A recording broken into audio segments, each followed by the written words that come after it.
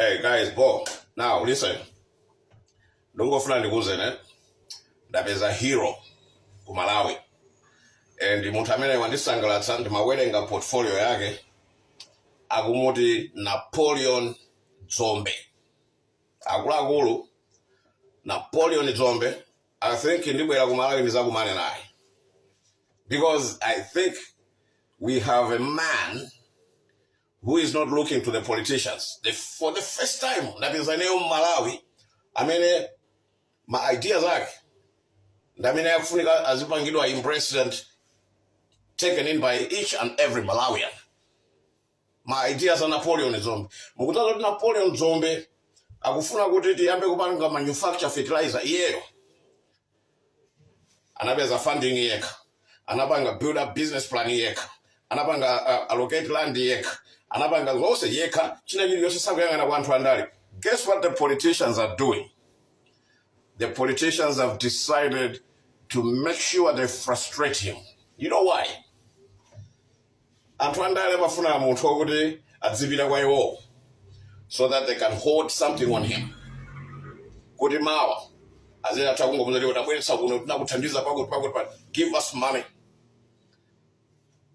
No, Napoleon Dzombe is saying, no.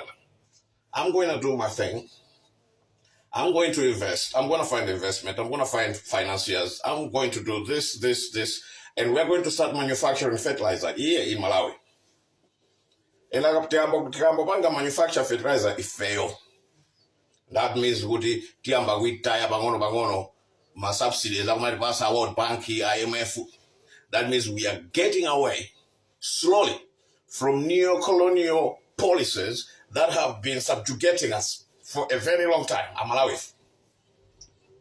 Napoleon Dzombe, he's a Pan-African thinker, man. Progressive thinking, man. Ina makala ya kudoa.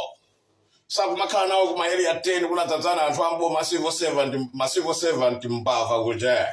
Simukapeza ku 43 kuli zimbava zose zimene tukumakhala zose zikumangopezeka pa ujeni pa chilima commission za pamutu za pana za berana ndrama za pangalya kuti zose zimakhala kuma area 9 area 43 area 10.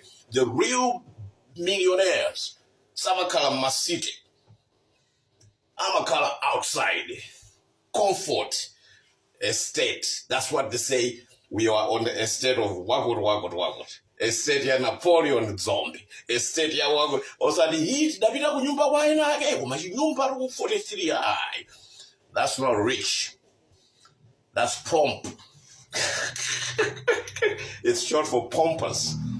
Anyway, hey, I have now found a hero.